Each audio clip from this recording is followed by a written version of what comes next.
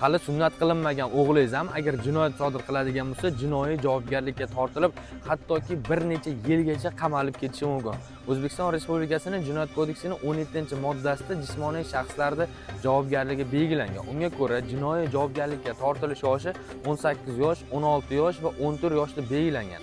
Shaxslar, ya'ni jismoniy shaxslar 14 yoshdan boshlab jinoiy javobgarlikka tortilishi mumkin, faqatgina og'ir jinoyatlarni sodir qilsa. Misol uchun deylik 97-98-moddalar, ya'ni odam o'ldirish yoki majburlash, giyohvandlik vositalari bilan shug'ullanish, bezorilik va shunga o'xshash og'ir jinoyatlarni sodir qilgan shaxslar 14 yoshdan boshlab jinoiy javobgarlikka tortilishi mumkin. Shu sababli hurmatli fuqarolar, 14 yoshga to'lgan va undan katta yoshdagi farzandlaringizni yurish-turishlariga ehtiyot bo'lishlaringizni tavsiya qilaman.